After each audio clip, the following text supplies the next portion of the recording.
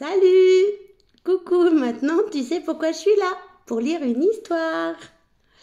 Eh ben merci pour hier, les retours que j'ai eus ont été très sympas.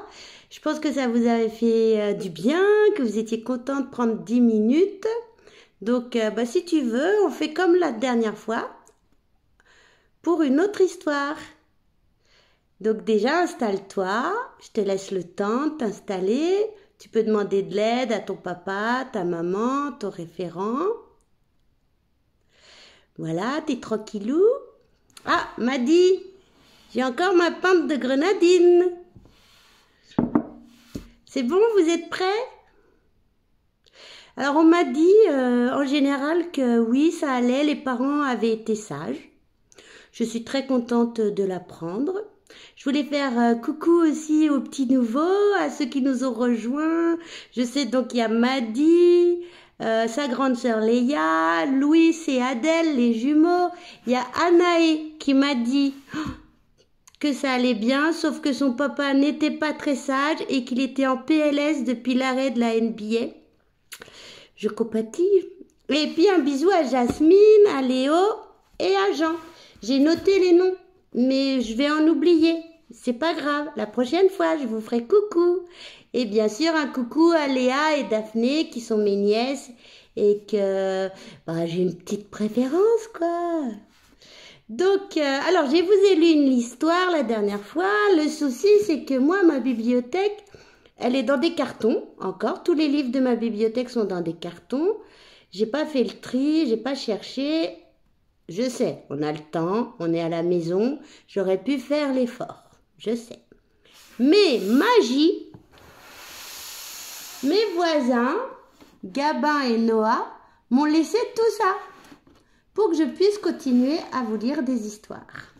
Donc c'est cool, merci beaucoup à Gabin et Noah. Donc je prends le premier livre sur la pile, d'accord? On ne sait pas, ça va être la surprise. Donc le livre aujourd'hui, l'histoire, c'est la poule qui pond des patates. Je ne mens pas, regarde. La poule qui pond des patates. C'est une blague. Donc un livre de Michel Piquemal et Laurence Cléier-Merle. Wow. Ah bah regarde, c'est bien fait. Ça commence, il te montre les personnages. Voilà, ça s'ouvre, on voit un champ avec une citrouille, des navets, des oignons, des carottes. La poule qui pond des patates. Il était une fois une poule qui ne pondait jamais d'œufs. Elle avait beau couver toute la journée, rien. Pas un petit, pas un gros, pas un œuf sous son popotin. Le jour où le fermier s'en aperçoit, il entre dans une colère terrible. Bon, déjà, on te montre la poule dans son poulailler. Il y a même un poussin là, regarde. Elles sont marrantes ces poules. Elles ont des chemises et des robes.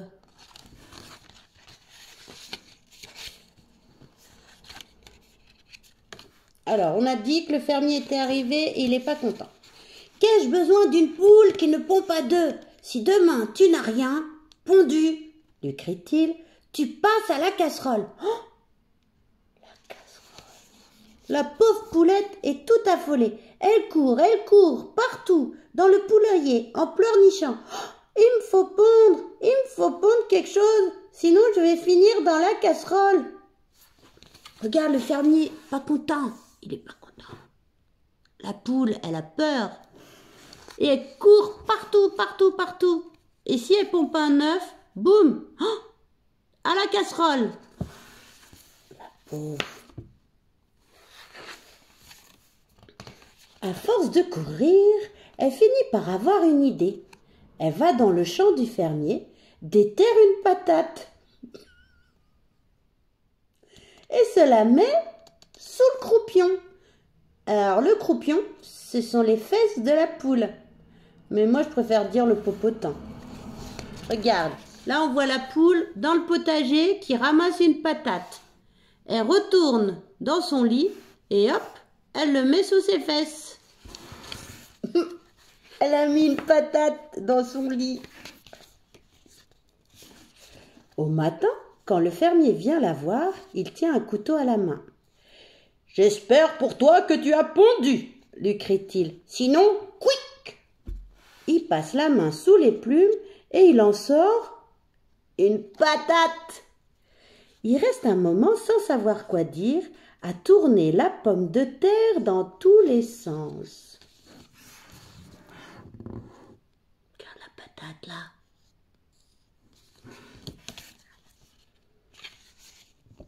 Mais bien vite, la colère le reprend. Qu'ai-je à faire d'une poule qui pond des patates? J'en ai plein mon champ. Si demain tu m'as encore pondu une patate, je te passe à la casserole. La pauvre poulette est toute affolée. Il me faut pondre quelque chose. Sinon je vais finir dans la casserole. Elle court dans tous les sens et au milieu des champs, finalement, elle atterrit dans le jardin du voisin, qui est plein de navets.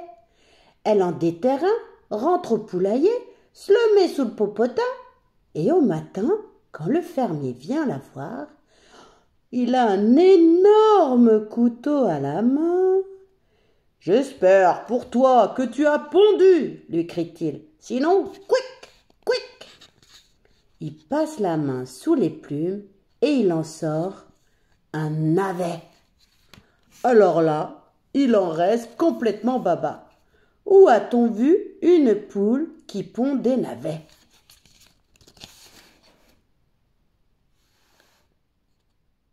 Regarde, on le voit le navet dans la main du fermier. C'est un légume, ça, c'est pas possible que ça sorte de la poule, hein. Mais très bien, mais bien vite, la colère le reprend. Qu'ai-je à faire d'une poule qui pond des navets? Mon voisin en a plein son champ. Il me les échange contre mes patates. Si demain tu m'as encore pondu un légume, je te passe à la casserole avec tes patates et tes navets. Cela me fera un pot-au-feu. La pauvre poulette est désespérée. Il me faut pondre quelque chose. Sinon, je vais finir dans tous les sens au milieu des champs. Ah, pas du tout, je me suis trompée. On recommence. La pauvre poulette est désespérée. Il me faut pondre quelque chose. Sinon, je vais finir dans la casserole. Et elle court dans tous les sens au milieu des champs. Finalement, à la nuit tombée, à force de gratter, elle trouve quelque chose qui brille. Elle rentre au poulailler et se le met sous le popotin. Alors ça, c'est la casserole avec tous les légumes, le fermier qui est toujours pas content. Et là, la nuit, la poule, elle est retournée au poulailler et elle cache quelque chose qui brille sous sa robe.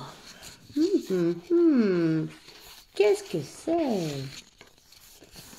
Au matin, quand le fermier vient la voir, il a une grosse hache à la main. Oh, c'est ça une hache. Oh là là là là. J'espère pour toi que tu as pondu, lui crie-t-il. Sinon, quick, quick et quick.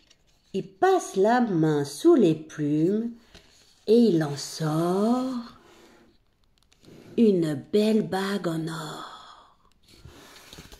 Wow. Il reste un moment sans savoir que dire, à tourner le bijou dans tous les sens. Puis il hurle de joie, il appelle sa femme. « Viens donc voir, lui dit-il, la belle bague que grand-mère avait perdue. La bonne poule nous l'a pondue. » Il saute de bonheur, il chante, et quand la fermière arrive, il danse la gigue. C'est quoi ça, la gigue? C'est une danse traditionnelle, comme la polka, la gigue, la polka. Demande à ton papa ou à ta maman. Au milieu du poulailler. Et dire que je voulais te manger, dit le fermier, en faisant de grands baisers sur le bec de sa cocotte. Désormais, ma poule chérie, nous te soignerons comme une reine, ajoute la fermière. Et à compter de ce jour, la poule eut double ration de grains sans avoir à pondre un seul œuf. Tranquille. Comme ça, elle reste à la maison.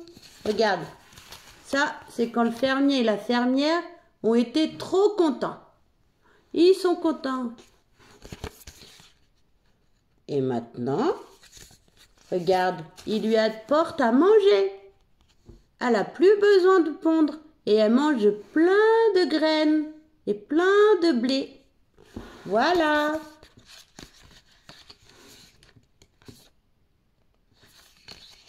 C'est fini. J'espère que ça t'a plu. Est-ce que ça te dit que l'histoire continue? Si oui, dis-moi. Et puis, je vous fais plein de bisous. N'hésitez pas à m'écrire, à me faire des petits coucous. Et puis, je vous souhaite bon courage. Je vous fais des gros bisous encore et encore et encore.